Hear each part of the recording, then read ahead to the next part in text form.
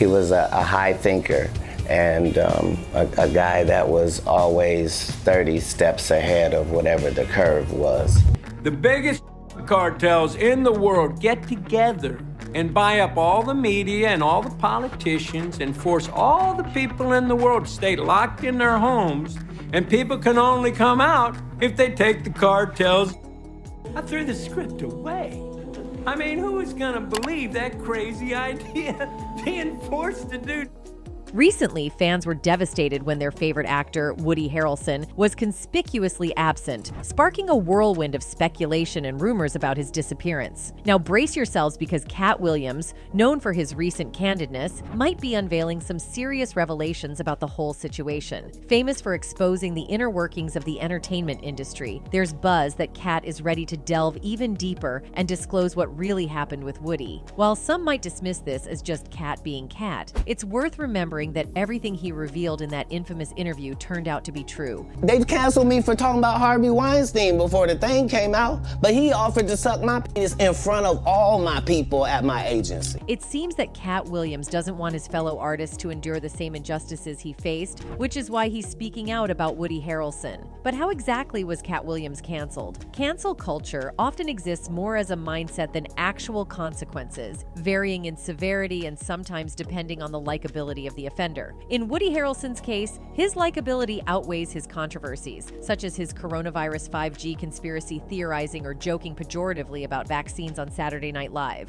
which blew over fairly quickly. Even if some tried to cancel him for it, his approach seems to be like the Arthur meme. That sign can't stop me because I can't read. When asked about his briefly controversial SNL monologue in a new interview with Esquire, the actor remarked, "Well, people told me it was, shall we say, trending. No, I don't look at that H*T, he told Esquire in a recent interview. I feel like I said it on SNL. I don't need to go further with it, pause, other than to say, well, no, I won't, never mind. That's enough, but it don't change my life one bit. Not one bit if the mainstream media wants to have a go at you, right? My life is still wonderful." In the same interview, the actor delved into his political beliefs, identifying himself as a libertarian. "There are things that the liberals do that I think, what if?" And then there's also conservative ideology that strikes me as odd, he stated. "I consider myself really an anarchist. Well, I'm probably more of a libertarian." Harrelson elaborated, "I never see government work. It always seems to be working for the people who got you there. It's businessmen working for bigger businessmen. It's not businessmen working for their constituents. I think government just usually..."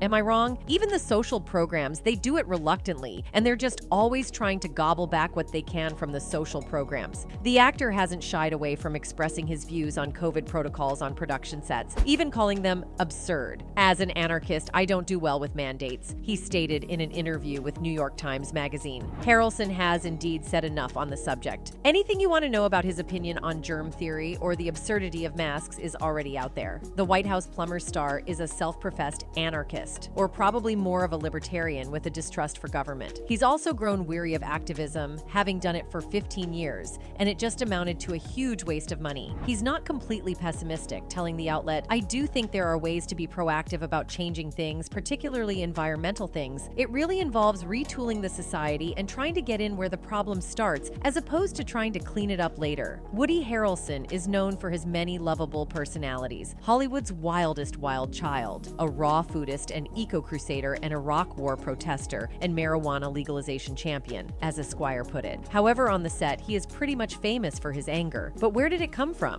Woody Harrelson is an American actor and producer known for captivating audiences with his charisma and eccentricity. His life is strikingly contrasting. In childhood, his bad behavior masked a creative, vulnerable soul. And in adulthood, his scandalous actions often overshadow the charming man capable of melting any heart. On screen, Harrelson excels in any role, whether as a vicious or a true detective. Yes, indeed it has, and I do appreciate that trip down memory lane. Woodrow Tracy Harrelson was born on July 23, 1961 in Midland, Texas. He is the middle child in the family of Diane and Charles Harrelson, with an older brother, Jordan, and a younger brother, Brett. When Woody was 3 years old, his parents divorced, and his father disappeared from the children's lives, leaving their upbringing solely to their mother, who worked as a secretary in a law office. Despite their poverty, their religious mother raised raised them with love and provided a stable foundation for their futures. Meanwhile, Woody's father, Charles Harrelson, was a card sharp associated with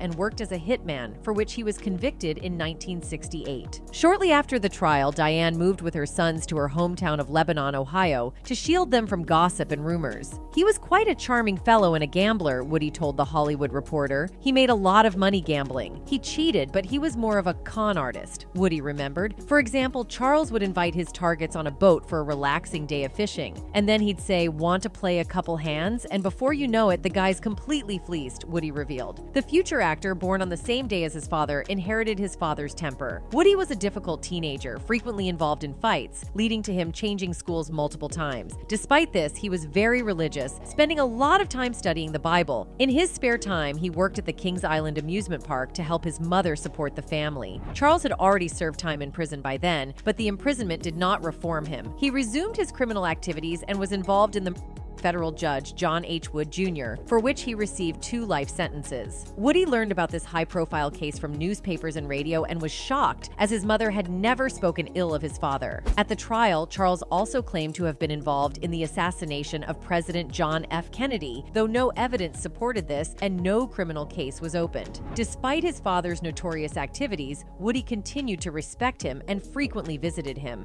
As an adult, Woody even tried to have his father's case reviewed, but his efforts were in vain. After an unsuccessful escape attempt from prison in Atlanta, Charles was transferred to a higher security prison in Colorado, where he spent the remainder of his life. I'm not saying my father's a saint, but I think he's innocent of that. In 1979, Woody graduated from high school and enrolled at Hanover College in Indiana, where he studied English and theology. It was there that he first stepped on stage and realized his passion for acting. This discovery led him to change his major to theater, and in 1983, he received a bachelor's degree in theater and English. Woody's college years were marked by turbulence and intensity, filled with women, protests, and rallies. These antics eventually led to consequences. In 1982, he was arrested for dancing in the middle of a busy street while intoxicated. His ever-patient and understanding mother had to rescue him from this predicament. After college, Harrelson became actively involved in theatrical productions. In 1984, he gained significant recognition from his role in a stage version of the play Biloxi Blues, written by the renowned playwright Neil Simon. Harrelson's connection with Simon extended beyond the play. He married Simon's daughter Nancy in 1985. Their marriage, initially intended as a playful stunt, was meant to be annulled the next day. However, due to paperwork delays, it officially lasted 10 months. In the same year, the young actor made his television debut in the 4th season of the series Cheers, taking over from Nicholas Colasanto, who had died suddenly before the next season's filming. Harrelson's role as Woody Boyd brought him widespread fame. He was nominated for an Emmy Award 5 times for this role, winning once in 1989. The show itself is considered one of the 50 best TV series of all time. When the time came and I had the opportunity either to go right or left, either literally right or left coast, because I could have stayed here and done theater.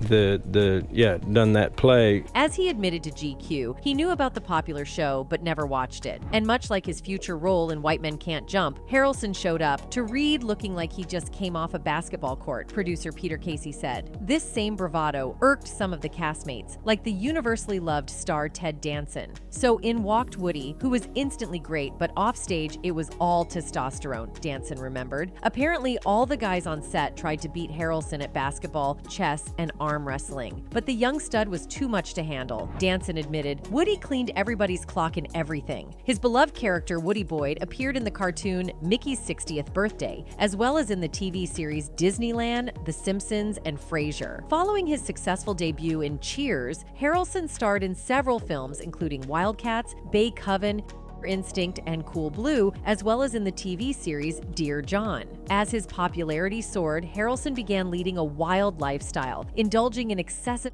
consumption and numerous one-night stands. His personal assistant, Laura Louie, played a crucial role in helping him maintain stability. She managed to fend off intrusive journalists, ensure he got home safely after parties, brewed herbal teas for him, and made sure he did not miss rehearsals or important events. Essentially, she was the key person who kept his career on an upward trajectory. I became a party animal. You couldn't do what I did now because of all the tweeting and Facebooking. All the I did back then, I'd be hung from the rafters. he told GQ. After several years of working together, Harrelson realized he had developed feelings for Laura and confessed his love to her. To his delight, Laura revealed that she had been in love with him for 2 years. The couple began living together in a common-law marriage, though this did not diminish the number of female fans attracted to the charming actor. In 1990, People magazine included Woody Harrelson in their list of the 50 most beautiful people in the world. In 1991, Woody Harrelson appeared in the movie Doc Hollywood, and the following year he played the lead role in the sports comedy White Men Can't Jump alongside Wesley Snipes. Their on-screen chemistry was so remarkable that they were nominated for an MTV Movie Award for Best On-Screen Duo. The actors later reunited in the film Money Train, for which Harrelson received a fee of $5.5 million. It's the Transit Twins! Oh. Look at this!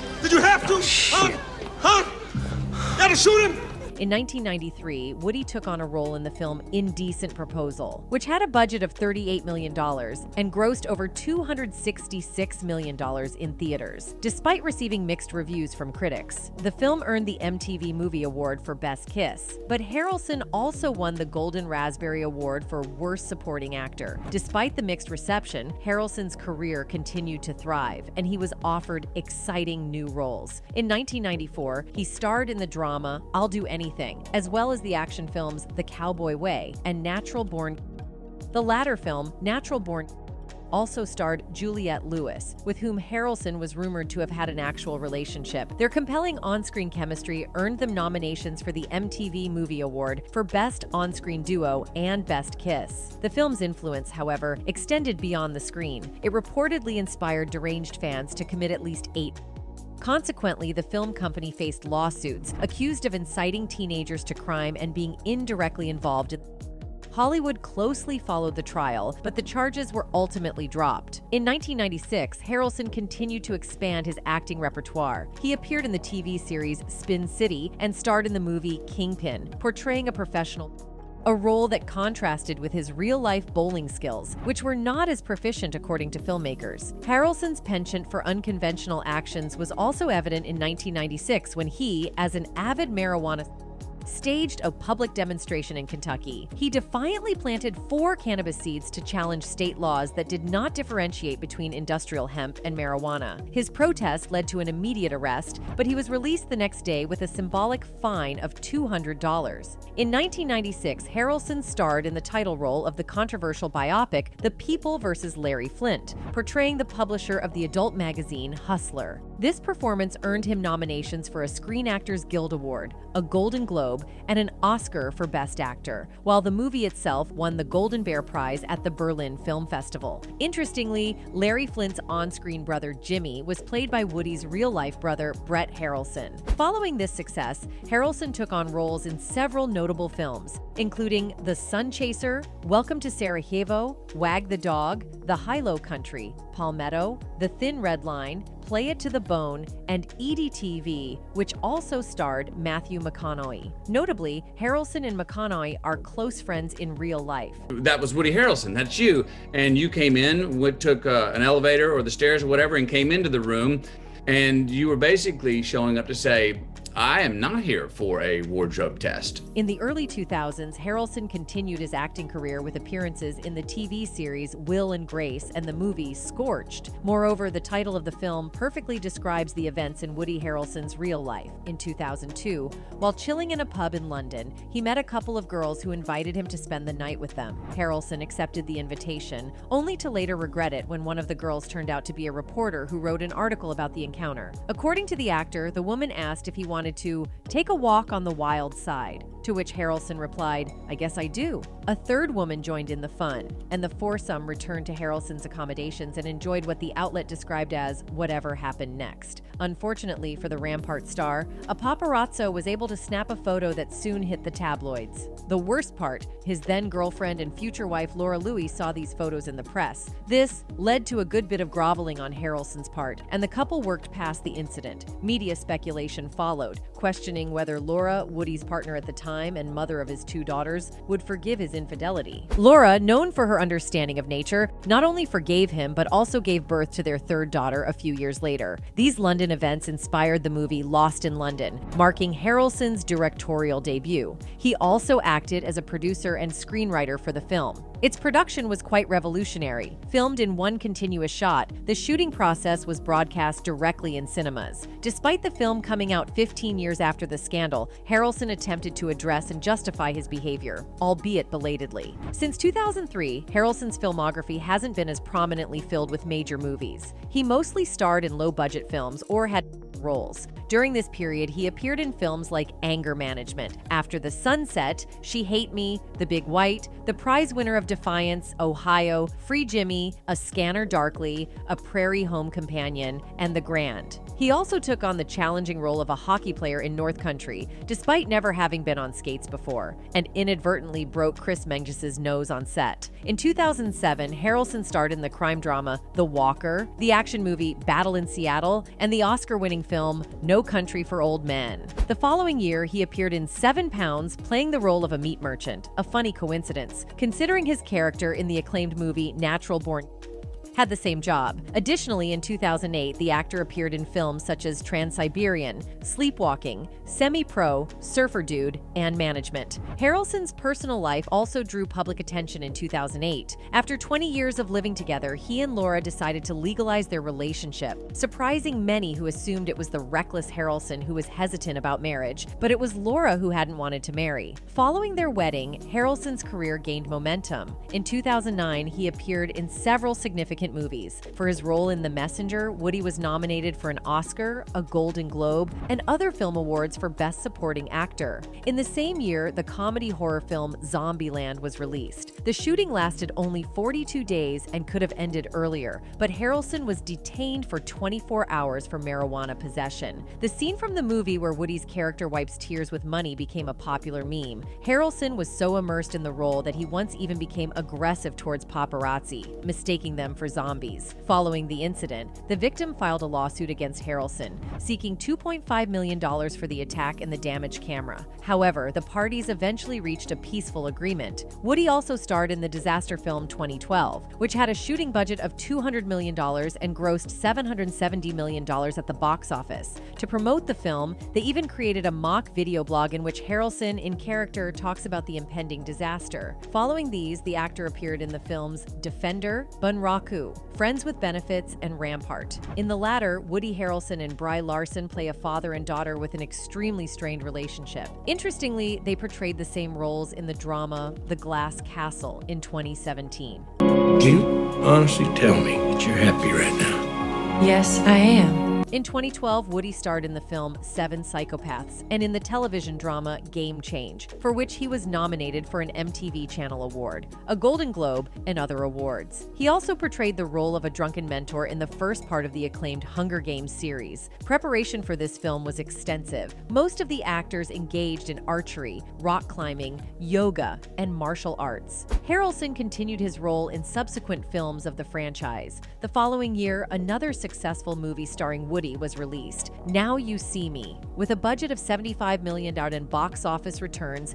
exceeding $350 million. To convincingly play an illusionist in the film, Harrelson worked with a real professional mentalist for several weeks. A few years later, the actor appeared in the sequel to this film. In 2014, Woody starred in the TV series True Detective, a role that became one of the most significant in his career. His co-star was Matthew McConaughey, and together they formed the perfect duo of detectives in the first season. For each episode of the series, Harrelson received $200,000, and he also served as an executive producer. His portrayal of Martin Hart earned him nominations for an Emmy, a Golden Globe, and a Screen Actors Guild Award for Outstanding Actor in a Drama Series. In subsequent years, Harrelson appeared in several notable films, including 999, The Duel, The Edge of 17, LBJ, Wilson, The Glass Castle, War for the Planet of the Apes, and 3 Billboards Outside Ebbing, Missouri. His successful role in 3 Billboards demonstrated that Woody's talent knows no bounds. The film won the Golden Globe Award for Best Film of the Year, and Harrelson himself was nominated for Outstanding Actor in a Supporting Role at many film awards, including the Oscars, though he didn't win, unlike his colleagues on set Frances McDormand and Sam Rockwell. The film, made on a budget of $15 million, managed to collect $160 million in cinemas worldwide. Following that success, Woody starred in several more films, including Shock and Awe, Venom, The Highwaymen, Midway, a spin-off of Star Wars about young Han Solo, and the sequel to the horror movie Zombieland, Double Tap. Interestingly, the story about Elvis that Woody's character tells in the hotel is actually Harrelson's personal story of how he became an actor. Moreover, during the end credits, Elvis Presley's song Burning Love was performed by Woody Harrelson himself. In 2021, the actor delighted his fans with roles in several films: the action movie Katt, the comedy series Curb Your Enthusiasm, and the sequel to the superhero movie Venom, Let There Be Carnage, which had a budget of $110 million and eventually grossed over $500 million at the box office. In 2022, Harrelson appeared in The Man from Toronto and Triangle of Sadness. Recently, the sports comedy Champions premiered, where Harrelson played the main role. A mini-series starring the actor White House Plumbers is also expected to be released this year. Currently, he's involved in filming the movie Project Artemis and preparing for the series The Most Dangerous Man in America. During the interview with NPR in London, the actor shared his grueling schedule working in film. "By the time I leave here, I will have been home 1 week in a year in the past year. So yeah, it's just not fair to my family," he said, adding, "I'm just a little knackered from the whole process." Quite simply, he was just ready to go home. In real life, Woody Harrelson holds an active social position as an anarchist who doesn't support any political powers in the country. The artist actively promotes vegetarianism and advocates for abandoning the use of fur, leather, and other materials obtained through Animal K. He ranks among the 20 most popular vegan celebrities. As an environmental activist, Harrelson has participated in festivals and protests numerous times. To draw attention to the UN Children's Fund, he even played football for the rest of the world team and scored the decisive goal at Old Trafford Stadium in Manchester. We got into the habit of buying junk fast foods that have no actual food in them. We buy gallons of poisonous household cleaners when one degradable soft soap will do. Moreover, the Hollywood star has long been an advocate of legalizing and indulges in its recreational use. Woody also enjoys gambling, inheriting this trait from his father, and can easily spend a fortune on betting or poker. Perhaps his responsible wife keeps Woody grounded, and despite his indulgences, he remains a sought-after actor, with a net worth estimated at $70 million earned from his movies. Harrelson has even starred in commercials, once appearing in an ad for Miller Lite beer. Today, the actor leads a quiet life and prioritizes spending time with his family. He affectionately calls his daughters and wife "my goddesses." Together with his family, Harrelson resides on the island of Maui in Hawaii, known for its exotic wildlife. The island's population is only 200 people, all of whom prioritize environmental care and lead a healthy lifestyle. Harrelson purchased the land back in 1999 and eventually built a huge estate on it, estimated at $20 million, characterized by its modern luxury design amidst untouched vegetation. The interior of the estate is exquisite, blending expensive furniture with the author's design style, and some rooms even feature antique motifs. The bathrooms are adorned with luxurious marble, while the master bedroom impresses with its aristocratic elegance. On the property, there's also an orchard and vegetable garden, where Woody takes pleasure in growing organic fruits and vegetables. He's committed to environmental care, evident in his estate's solar panels, and he often travels around the island on a bicycle, though he also owns a Volkswagen Beetle car that runs on biodiesel. The couple also owns real estate in Beverly Hills, California, where the actor resides during filming. Given Harrelson's ongoing creative pursuits, he frequently finds himself there. Despite being nominated for an Oscar 3 times, he's never won, but his filmography boasts numerous outstanding works, showing he hasn't exhausted his creative resources yet. "I feel like I've probably just spent too much time running around doing these movies," he revealed to NPR. Harrelson said he's proud and very psyched about these movies, "but I just need, I think, to chill out and spend some time at home." Even his fans felt the same. One person wrote, "He's a terrific actor. He can play innocent like his character Woody on Cheers, or he can play really creepy characters just as well. Am looking forward to seeing him as Carnage." Another one added, "Woody is a very talented actor. I just want to say that the movie Midway he played in with the other actors should all get Oscars. It was the best movie ever done about the events leading up to Pearl Harbor." That's it for today. See you in the next video. Until then, goodbye.